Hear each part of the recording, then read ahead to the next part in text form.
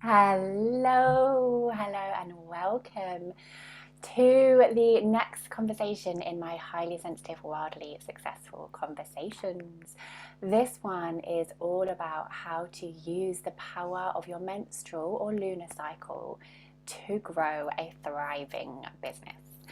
And I am here today with the shoulder shaky Sophie Jane Hardy. And Sophie is the founder of Your Cyclical Business, which is a new program and community of practice designed to help you channel the wisdom of your menstrual cycle to create and grow a thriving business. So that is in huge part what we're going to be talking about here today. Sophie has spent the last decade building successful businesses and marketing plans for individuals and organizations, including the Tree Sisters Million Trees campaign, which was just absolutely stunning to watch and witness the success of, and Red School's global menstruality movement, which she's very much become an integral part of, along with Alexandra Pope and Shani Hugo Wurlitzer, who will be referencing today because of their role in this work. And Sophie's passion is helping purpose-led coaches, teachers, healers, and creatives to channel nature's wisdom to grow their impact and income in a really sustainable way. And we have known each other now, haven't we, for 7 years, since 2015. And honestly, Sophie has been one of the most in integrity voices along the way of building a business in a sustainable way. I know that a lot of people talk the talk. Unfortunately, not many yet walk the walk. And there are many reasons why that is a hard thing to do. And getting to be, inside Sophie's world and be in communication most days, I know that she is one of the most in integrity teachers in this field. So that's one of the biggest reasons why I'm delighted to have her here today. I'm also delighted because she's just a delight. So welcome, Sophie. Thanks, Kate. That was so precious to hear you say that. I want to be in integrity. I want to run my business according to my values, and it's freaking hard, especially in this new life I'm living as a mum with an 18-month-old. And I'm sure we'll get into it in the conversation. I'm constantly tested. But yeah, thank you for that feedback. I really appreciate that. Thank you. Good. I say it because it's true.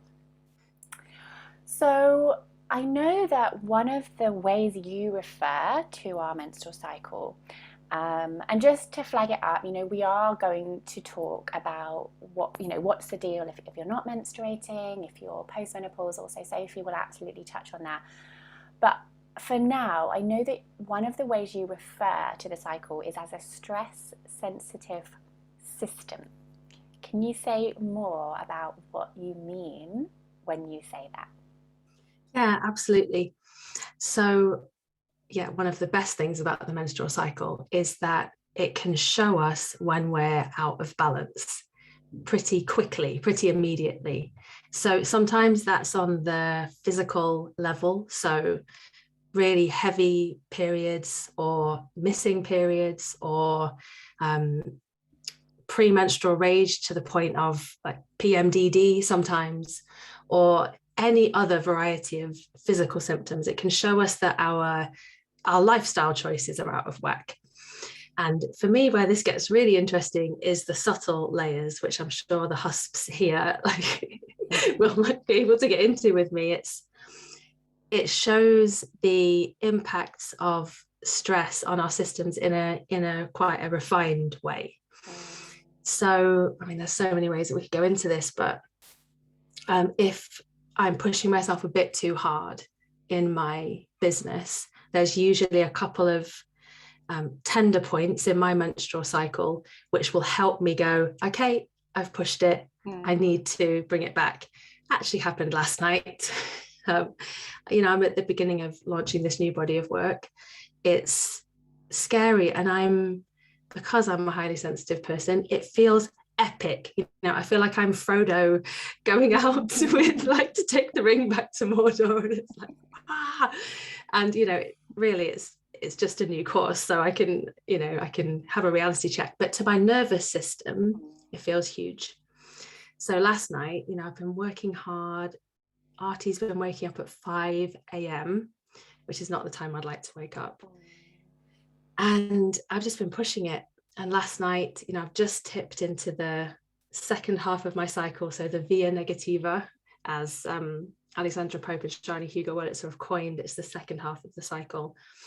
And during that transition, I could just feel this rage bubbling. And it happens at this point, if I've been pushing it too far. I had a big shout at my dog. To be fair, he's eating so many of my cushions. Like, I just can't handle if you choose the corner of any more of my cushions. Anyway, that's another story. But I could see, and because I'm tracking my cycle, I can see like, okay, I've been pushed over the edge. I know I need to pull back now because I'm entering the second half of my cycle. So that's one example. And it goes on and on and on. And we'll go through the inner seasons in this conversation, won't we? So we can look at it. But that's what I mean by stress sensitive. It shows us very quickly when something is stressing our system. And it also offers us a way to soothe our system as well. Can you talk more about that? How does it offer us a way to soothe our system? Well, I think as we go into the inner seasons or the 4 phases of the cycle, we can speak to it in each of them because it looks a bit different in each of them. Yeah. Amazing. Okay, so what Sophie and I are going to do now is we're just going to have a chat about the inner seasons, which is a term coined by Alexandra Pope. And we're going to talk you through with slightly different languaging, because this is a piece of work that we both bring to our clients. And what's really important to know here is that what has taught us this primarily is our own cycle, right? So our own menstrual cycle awareness, which Sophie will talk to you at the end about how to do that. Our own menstrual cycle awareness has taught us what we're about to share with you. So these are some things we're sharing, and the main teacher for you is your inner cycle. So you have access to all of this on the inside. So Sophie, I know you Which is really exciting, isn't it? It's so exciting. Like, it's inside us. It's not something we're having to make up from outside. You know, and so much of your work is around find your uniqueness, find your magic. And like, this is just a direct line to it. It's thrilling.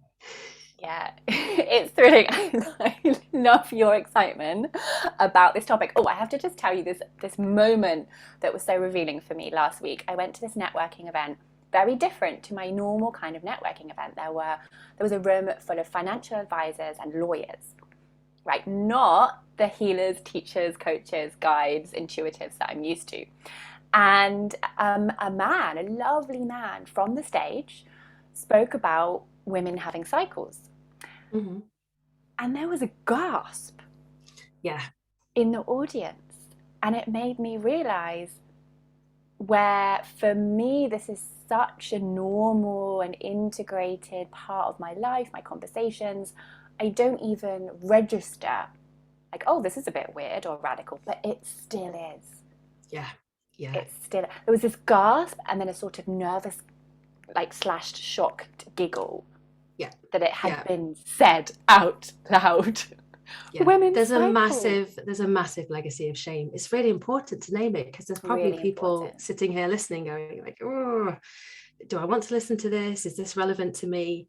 And it's so important to normalize that, because we have got this massive legacy of shame and this burden that we're carrying. And, you know, I remember once an old boss of mine, she said that her husband had reached into her handbag and pulled out a tampon in its packet and gone, ugh, and thrown it across the other side of the room. Like, this is the extent to which the cycle has been just stigmatized and pushed into the shadows. So yeah, if anyone's feeling like this is a strange thing to talk about, then it kind of is, because not many people have been talking about it. Right, to the fact that it was even coined the curse. Right? Or the blob, as we called it at school. Yeah. On the blob. What do you call it now? What do you say? I mean, I still struggle to talk about what I do with people. I've got lots of new mum friends, and when they ask me what they do, what I do, and I say, well, I've been running a podcast about the menstrual cycle, I get the same like sort of, why would you do that? And generally the conversation doesn't go very far. But yeah, I just call it my cycle. The cycle. Yeah. I've had people make jokes before when I say like I'm cycling, and they're like, "Oh, where are you going?" Bada boom. So I'd love to know, actually, for those of you watching, and similarly if you're watching the replay with us, let us know sort of where you are on that. Like, is this conversation normal and natural? Is it sort of, ooh, like intriguing but a bit different, or is it still feeling very very different, maybe even odd, that we're talking about it in the context of growing a business? Yeah, let us know. So, Sophie, let's dive in. Let's dive into the cycle and to the gifts within it. So let's start with winter. Let's. Which to me feels very natural. Winter feels to me like the beginning, because so for example, I believe that a morning routine starts the night before. I love that. Right? It starts the night before. And if I stay up too late, maybe watch one too many episodes of Bridgerton. We were so excited when Bridgerton came out. We were like texting each other, oh my God, it's back. Then it's much less likely I'm going to get up in the morning, do my morning pages, and have a graceful and spring-like start to the day. And similarly, the way I bleed, the way I take my winter, for me impacts the entirety of the rest of my cycle. So it feels natural for me to start in winter, and that winter is actually the start. What do you feel about that? Totally agree. That's the place I always gravitate to. Yeah, the quietness before the action happens and how that sets us up. Yeah, beautifully said. Yes. What does your winter time look like at the moment? Like, what do you? Yeah, what does it look like? So it looks different to how it used to look, and I know yours does too, and for different reasons, right? Your mothering role. Mine looks different now that my business is successful, because when before it was, I had more time, so I could take 3 days to lie on the sofa and gaze at the clouds and like really vision, really tune into what is wanting to come through me now. What I wasn't doing was then the action that would have made those things a success and the business be a success quicker, right? But that will come later. So I had more time for dreaming. Now that I completely shifted my relationship with doing. So I'm doing more, which has led to much more success, which means, I've had, for example, to move on to my Google Calendar. Like, the old paper diary will no longer do, right? If it's not in the calendar, it's not going to happen. So there's a lot more scheduling, literally just more things in my life these days, which means I have less time for winter. But I always make sure that the couple of days before my bleed is due, and then the very first day, that I plan as minimally as possible. It's very rare these days that it can be a whole day of nothing. If it can, I put it in there, but I want to be, really, really honest and say that these days that rarely happens. But what does happen is earlier nights, nothing extra. Mhm. right? So not going out, not going networking. I would, when I'm planning my sort of 6 months ahead with my VA, I will work out when is my bleed due, and I won't plan big showing up events for then. Yeah. And then my cycle will mess around a little bit and it'll come the day one of the launch. Mhm. Because Yeah. I think it likes to remind me, you're not in control. Yes. You can try and control me as much as you like, but you are not. Yeah. What does yours look like? Yeah, it looks really different too. But I think what's so interesting about what you just talked about is, like, yes, if we can rest when we're bleeding, it'll have a massive impact on the way we're able to run our business. Yeah. And as you pointed to, it allows us to access our visioning capacity.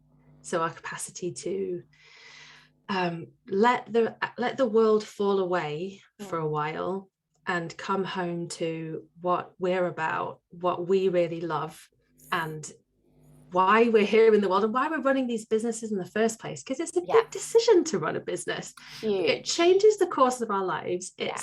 takes so much energy and so much time. And so I experience inner winter or menstruation as this time to dock in to the calling, to the purpose, to the reason why I did this.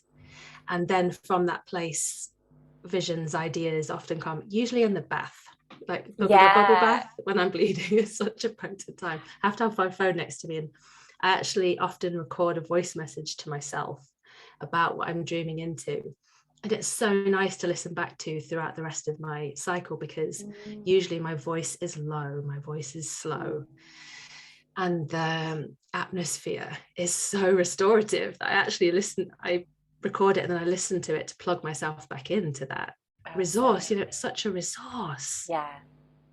And as highly sensitive people, we need to have a place that we can come home to and feel safe and feel that we belong. And sometimes when that's not around in the outside world, then I feel like the menstrual cycle has this kind of home calling, like a flock of birds coming home to roost inside, calm. And so, however, my life is not calm. It's not so calm anymore, is it? I've got a beautiful, very curious, really active little boy, a big, boisterous Labrador, a man who really does try to understand that I'm a highly sensitive person, that I have a cycle, but it's still really hard for him to understand, because he's kind of a tank of a being. He's very, that sounds mean. I mean, he's very robust. He's just very resilient, and yeah, you get it. So these days it looks like threading moments of stillness and calm together over, say, 3 or 4 days. So it's like I'm threading beads on a necklace, and they do all communicate with each other, these moments of rest, but then they're interspersed with moments of having to drive somewhere or having to do this. And I think that's one of the arts of, we'll talk about this towards the end, but really bringing menstrual cycle awareness alive in your business is finding your way to have your small moments of what you need in the different phases of your cycle. Because we can't totally reorganize our lives. We're in communication with other people. It's not always possible. And I think it's so important, and especially if someone is starting out on the menstrual cycle awareness journey and is hearing people say, oh yes, I take 3 days a month and I just do nothing. And if your life doesn't allow for that, then it's very easy to go, what? And so I think it's really important to talk in this very honest, practical way about how we do it now, right, inside of very full lives. And I have made sure that there are some things that make it easier for me. Like it was a big output of money to buy this really luscious, large, beautiful brown sheepskin. Oh yeah. And And I have it at the foot of my bed, and my office is next to my bedroom. So that, on a practical level, again, that's one of the things. First was the decision to invest in that for myself. And then when I need to, and I don't just do it when I'm bleeding, but I do it more when I'm bleeding, is just go and take like a 10-minute, 20-minute lie down on the really soft sheepskin and feel that nourishment that it brings me, and maybe listen to some like really soothing music, or just have absolute silence with an eye pillow, you know, go into like the dark cave of winter visioning and dreaming. Yeah.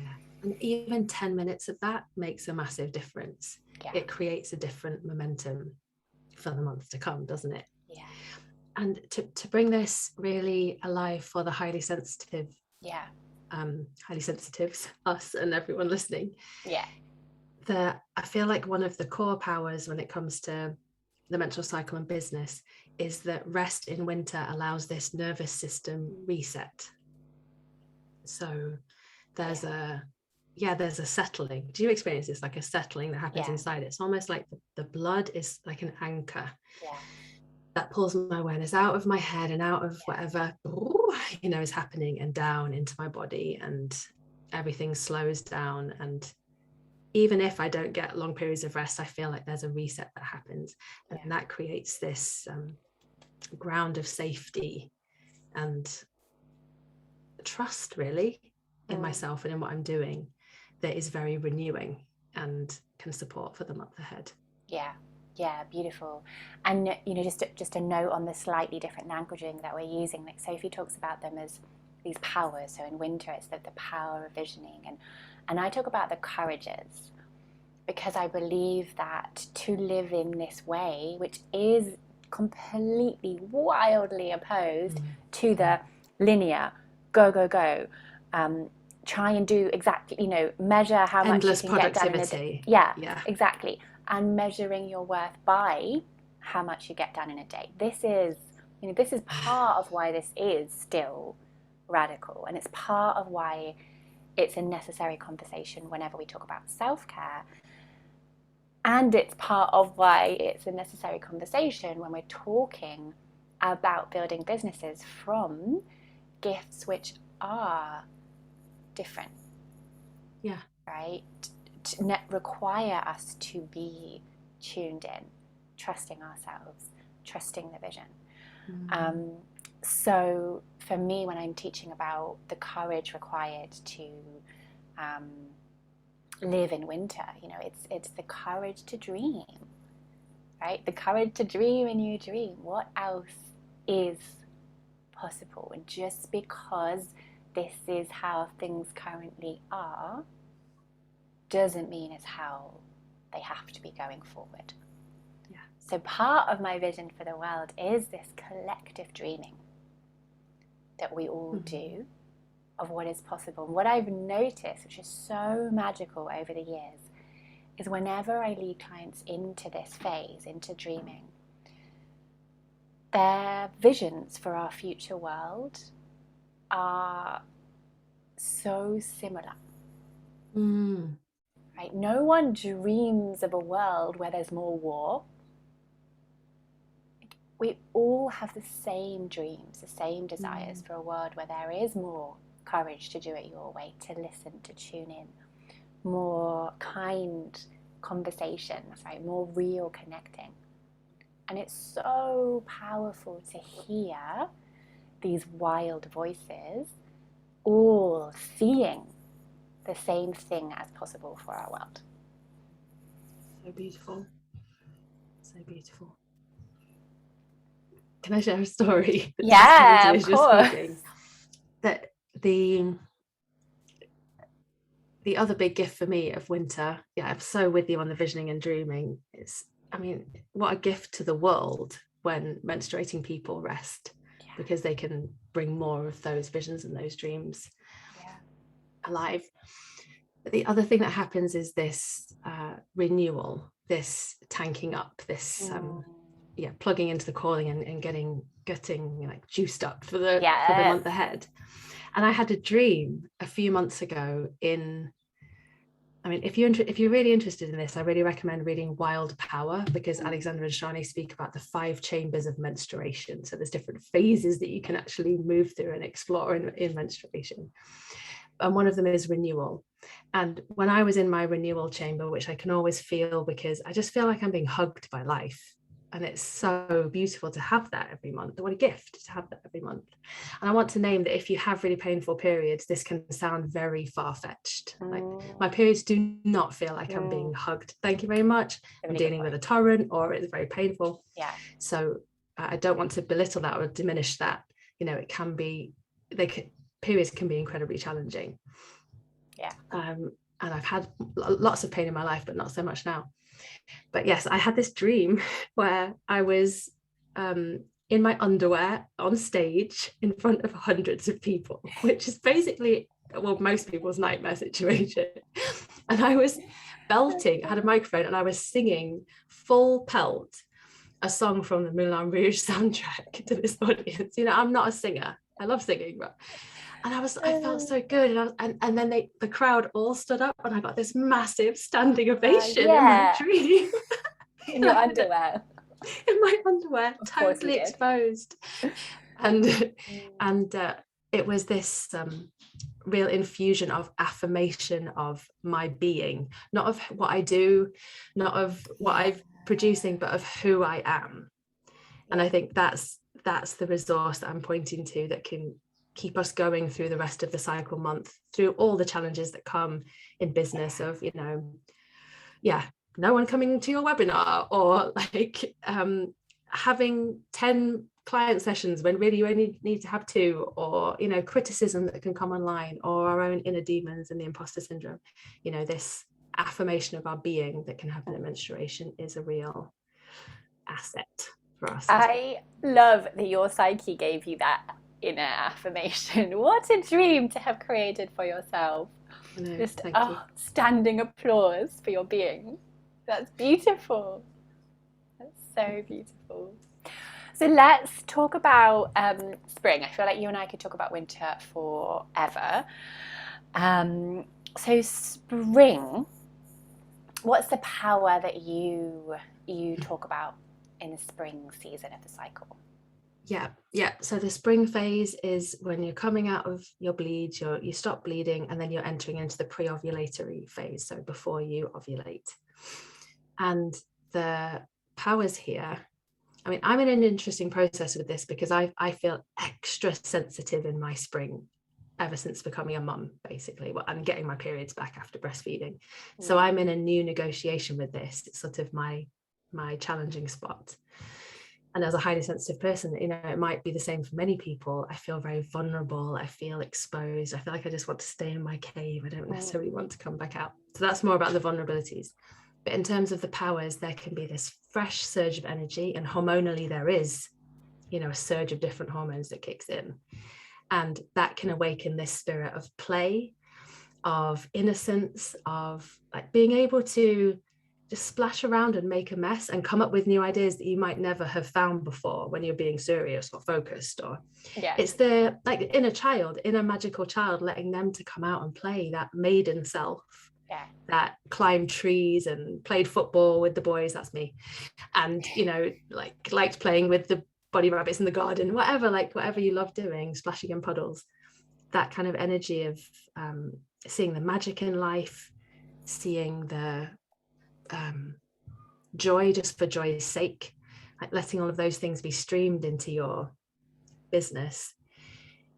That's one side of it. Yeah, and I know you speak beautifully about this. I'd love to hear about, is it the courage of play? Oh, courage to play, yeah, and the courage to play. And you know, I really, really credit my success as an entrepreneur with my experience in the theatre, which is, you know, where I played for a decade, and I played my way into creating and writing 3 plays, and I played my way into devising performances that we would then take and perform, and also lead workshops around with children and adults with special needs.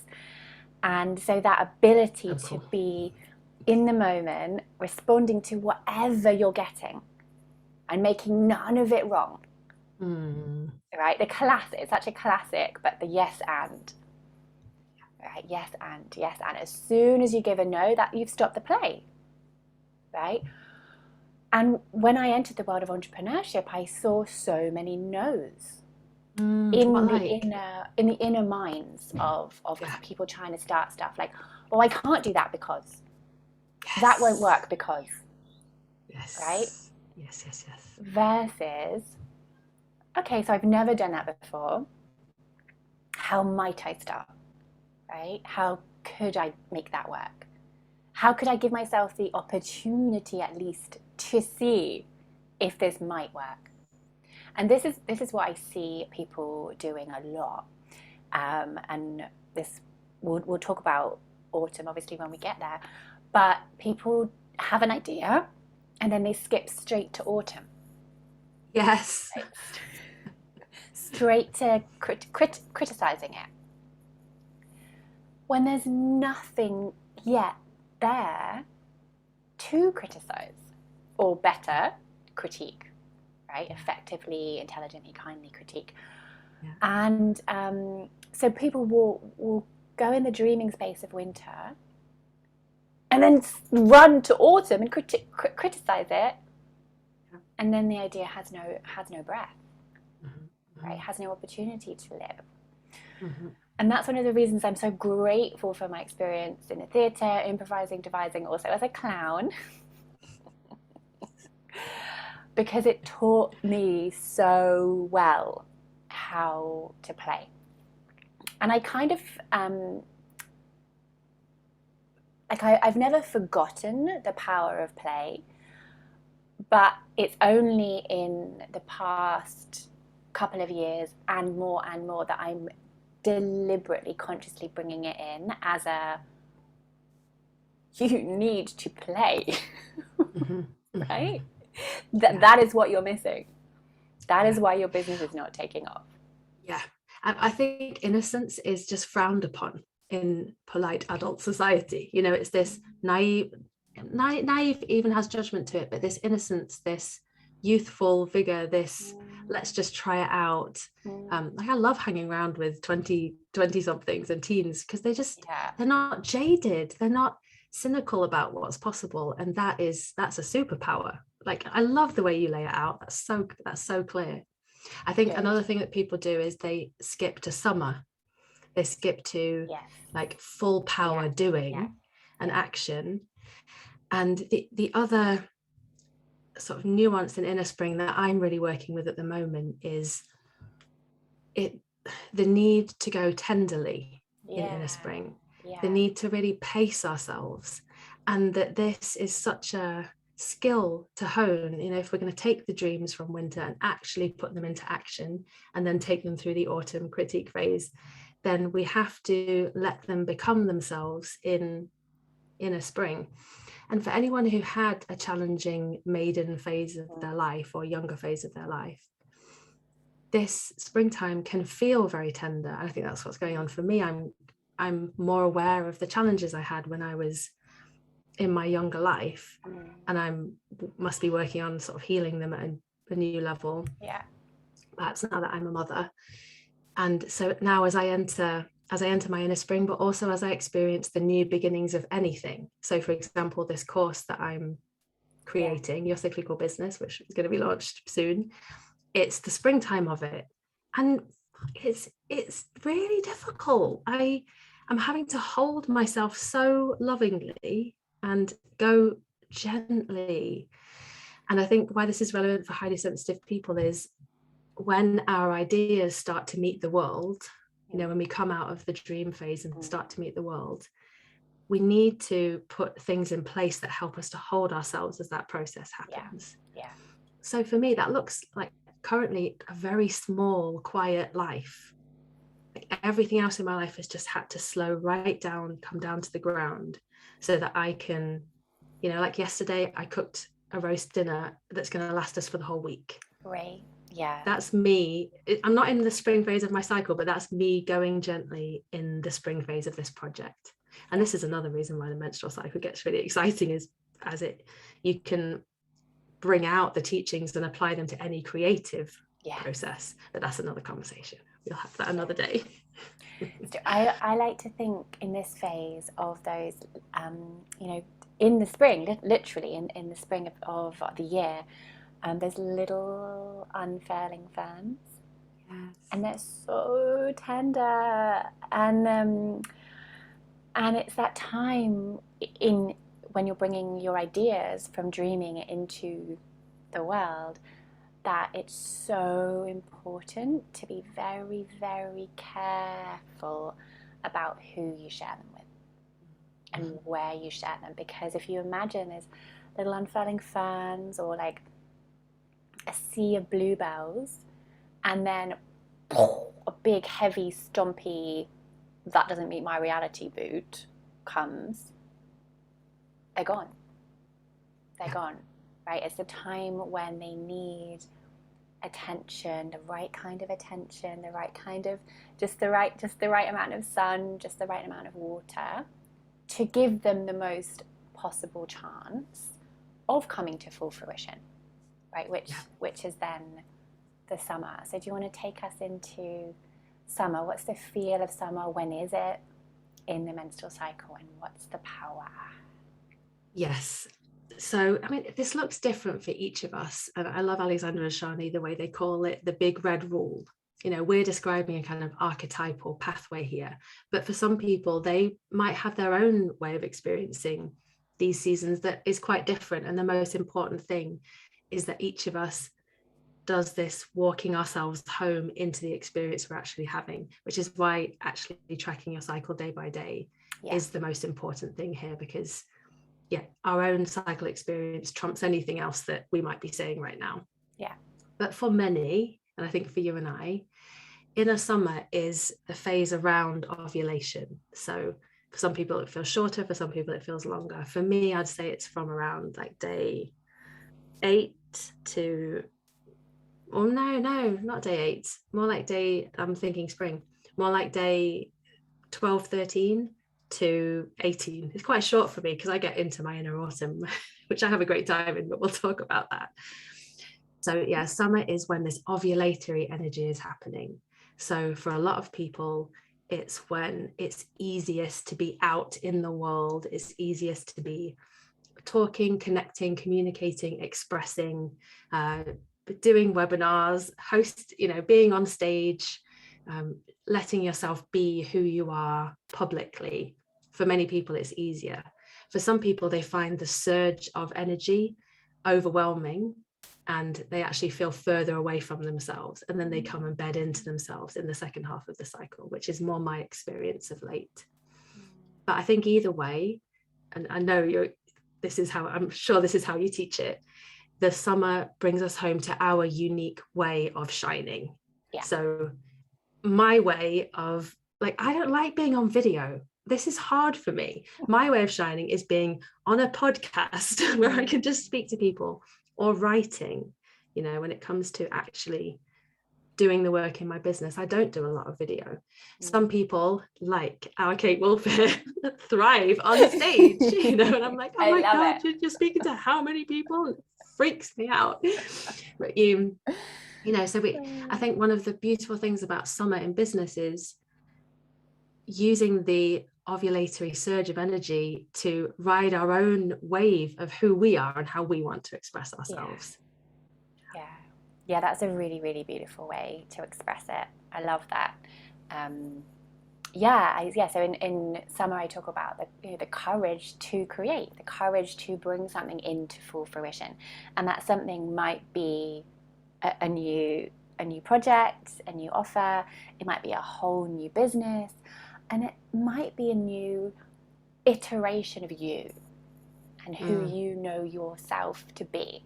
And you've gone through this cycle of like dreaming into that, letting the nudges, the whispers, all of that kind of energetic aspects of things come through, letting yourself play, get the right support, share it with the right people, keep it safe from the wrong people in spring.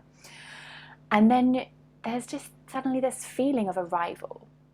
Here I am, this new version of me, that comes with this bright sun, you know, everyone, like in London, it's so funny when the sun comes out because it's not even that hot and everyone's suddenly naked and like sprawling on any patch of grass you can find. And I think it's such a great image for that moment of here I am that comes in the inner summer. Yeah.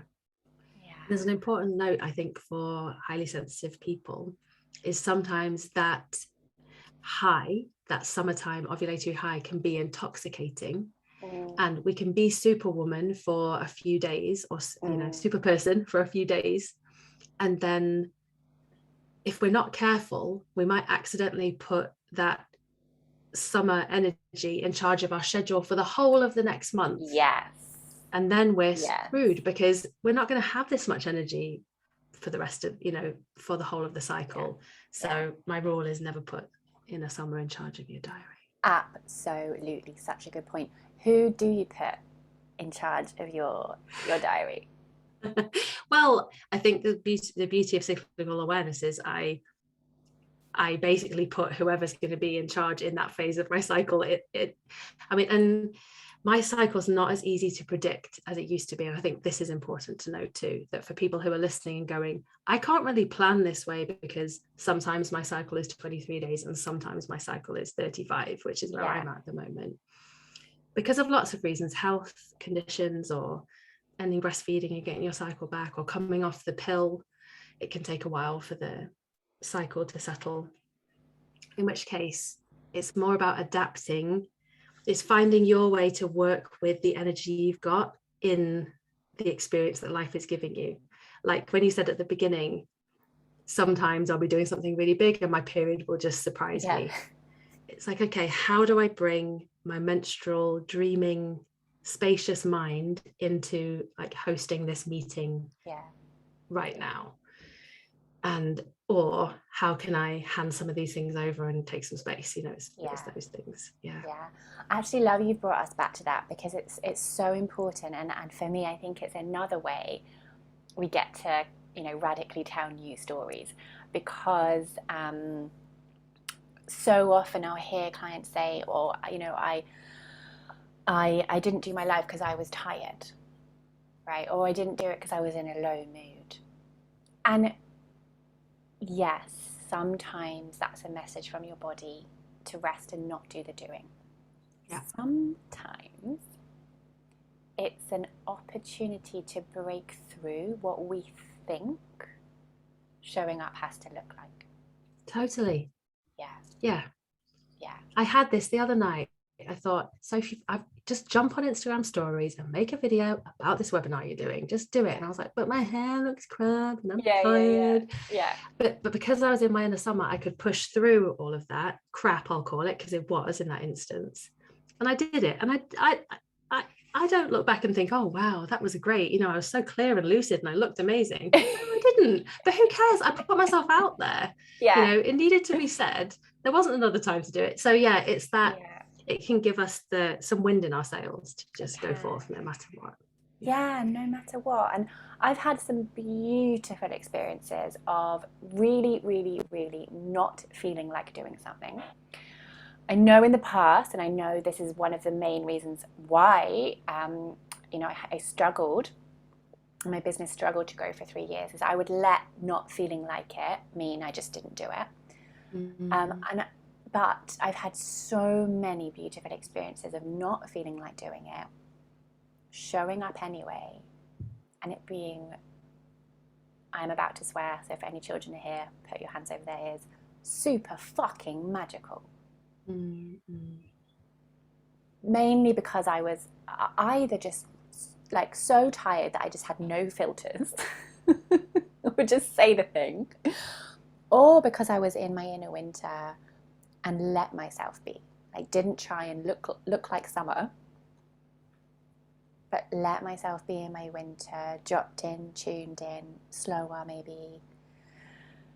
And the whole situation was something it never could have been if I tried to bring my sort of perfect presenter, who these days doesn't really get a look in anyway. Yeah, because and then we just segue into, I mean, the word that is a bit overused, authenticity, that we are really hungry for real expression, all of us. So we're so bored of So plastic bored. versions of things. And Yeah. so yeah, this is one way that we can, if we're tracking the cycle through the month, or the lunar cycle, by the way, we haven't spoken about that yet, but if you are on hormonal contraception or you don't have a cycle anymore, then you can work in the same way with the lunar phases. So winter is new moon and summer is full moon. You can be tracking in that way.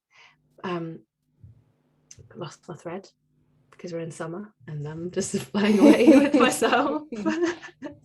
Yeah. Yes, And so waxing, if you're tracking, waning. yes, waxing and waning for spring and autumn. But Yeah. if you're tracking your cycle each day, then you know what your expression looks like that day. And you can honestly be yourself rather than trying to be something else, which is brave. Like you say, the courage is. Yes. So let's transition onwards into autumn. Mm-hmm. What is the feeling sense of autumn? Where is it in the cycle, and what power have you found there? Yeah. So this is the premenstrual phase. So it's after ovulation, but before you bleed. And it's been much maligned, and understandably so, because so many people experience PMS. Some people experience PMDD. We just did an interview on the Menstruality podcast about a woman's experience of premenstrual dysphoric disorder, to the point where it's sort of Jekyll and Hyde. You just don't know yourself. It can be a really, really tricky time. And that's got so much to do with our world, I think, and not so much to do with the actual menstrual cycle. The hormonal shifts that are happening inside us facilitate a fiercer form of expression, and they awaken our truth-telling capacity, and they bring our no bull beep, our no bullshit radar out, and they unleash us some, like that's what happens. I can't tell you exactly what happens right now with the hormones, but I don't think we need to pinpoint it that directly, because most of us have felt it. Just you can see things more clearly, things that you were kind of happy to just let float past you in summer, just suddenly like, no, I'm not going to stand for that anymore. This is unacceptable. So it's a place of boundaries, which is really important, especially as a highly sensitive person running a business, because your business will literally, it won't stop. You could be working on it 24/7, and that's going to fry your nervous system. So autumn helps you to put boundaries around yourself, your own ideas, but also to other people. Like, yes, that's possible, or no, that's not possible.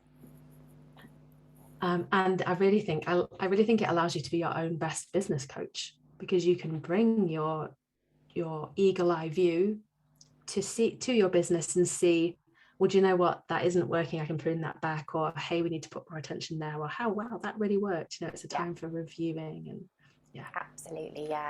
That kind critique energy is how I talk about it as a courage, because we all know the inner critic side of autumn, because we have that energy going out at that time of like no, but we also send it inwards, right? And the voice in our head becomes meaner.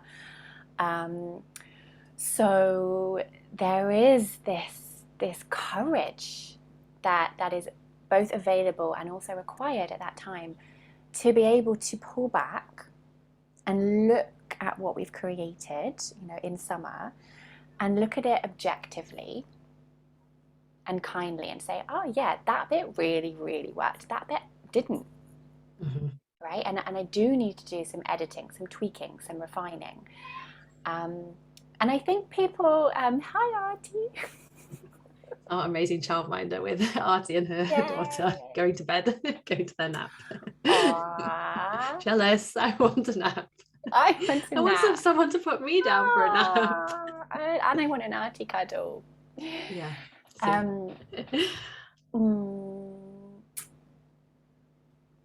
I've got a tool for that. This is from Alexandra and Shadi. Can I just cut in? Yes, do, because my brain froze. So when it comes to bringing that kind critique, one of the things we often need to do is contain the the fierceness and the just like burn the house down energy of the inner critic. And so one way that Alexandra and Shani talk about doing this, and there's actually a step-by-step guide to this in Wild Power, and it's something we're going to do on the program, your cyclical business program, is to have a date with your inner critic. And you can do this at any point in the cycle. If you hear that your critic's really loud, your critic really needs to live in the autumn. Like, that's its place. It can have its time there, but it can't run all over your inner winter, and especially not your inner spring. So if you make a date with your critic and say, on day 24, we will hang out for half an hour and I will listen to you. And I've done it, and it's really fruitful. And it's mean, it's fierce, it's angry, it's bitchy, it's like, it's the imposter syndrome, it's the fear of visibility, it's the you're a fraud, it's you're not good enough, it's the comparisonitis, like, blah, blah, blah. But to let it out, and then once it's contained in that way, I can find the truth within it, rather than just letting that energy pour itself throughout the whole of my cycle and derailing me and holding me back, which is, none of us need that. No, but some people in the world might need it, but let's not talk about them. I wouldn't mind holding back some people in our world, but more inner critic for them. yes, seriously, serious lack of inner critic going on for some people. Oh, hilarious. I love that. That sounds like there's so much wisdom in doing that. Yeah. And setting time boundaries, like, this is your place, this is your time, I'm listening. Yeah, amazing. And I also think I see, sort of in terms of business, I see trends, so there's either the people who are who kind of like we were just joking about, actually, like, so there are people who have way too much inner critic. I love these people, right? My clients tend to have a strong inner critic, and lots of self-doubt. And one of my beliefs about this, and I'm going to be going more into this in my class tonight, is that you wouldn't have that inner critic and you wouldn't have the self-doubt if you weren't a visionary. Yeah. Right? If you weren't trying to bring something new in that you cannot look around and see grounded, concrete examples of. Yeah. So you don't have any proof. Yeah. You have to be willing to go into the unknown, to create something new. I mean, that's just logical. Yeah. Right? Yeah. And so it's logical that there will be self-doubt. Yeah. And then there are people who, yes, as we were sort of joking about, don't have enough. And there's this kind of, also you joked earlier about the overuse of the word authenticity. And I think there is maybe an undercurrent, or maybe like just a tributary of this beautiful message, this roaring river of authenticity, that we are getting more of it. So good. And then there's a little side tributary that's like, so therefore I'm never wrong, and I'm never going to apologize, and I'm never going to critique my own work and watch my videos back and try and make them better, or ask for feedback, because I'm just being me. Yeah. And my sense is that that's sort of an immature version of authenticity, of self-expression. And it's needed, right? That healthy critique of ourselves, of how we're being, of what we're doing, is needed. Yeah, and the key is healthy. The key word there, healthy, makes every kind of difference. Yeah. Yeah. Because then we can get our critic on our side. Yeah. On the side. Because I like the way Alexandra and Shani talk about this, that it's really trying to help us. Just does it in a really roundabout way. Or it's often trying to protect us, but it is trying to help us. It's trying to make us more of ourselves. Yeah. So we can lean into that. Like, I don't believe in the concept of self-sabotage. I don't believe we're ever trying to self-sabotage ourselves. It's just that different parts of us have different ideas and opinions and beliefs about what's safe. Yeah. Right? And your inner critic is like, that feels scary, don't do that. And then it uses whatever you'll believe to get you to stop. Yeah, beautiful. Yeah. So I'm going to pop into the group and see. Oh my goodness, Soph, it's 3 minutes to 1. We need to talk about postmenopause life for Sarah. Please do. So a couple of notes about if you're postmenopause, you're not cycling anymore. You might have had early menopause, you might be in that phase of your life. One way in is to work with the moon cycle, as I described earlier.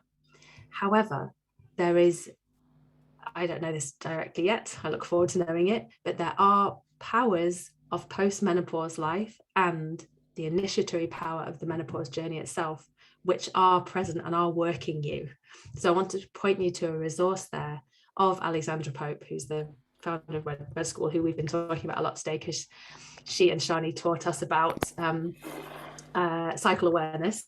But she and Shani have just written a book about menopause. Well, this is Wild Power, but we've just written a book about menopause, which will share so much more about the power, the authority, and the belonging that can happen in postmenopause life and how to access it more.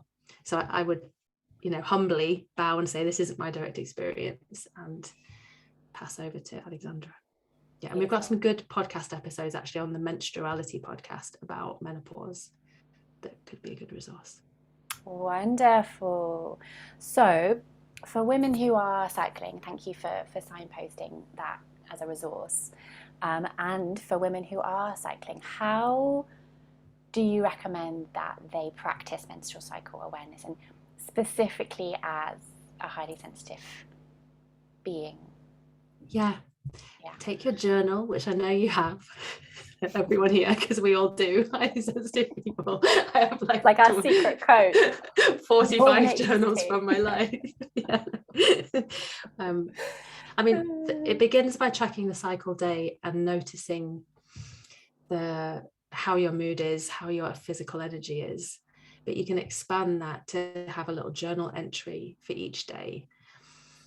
And it can take a while to see the patterns, like several months of doing this to see the patterns. But especially for highly sensitive people, I'd say notice how your nervous system is.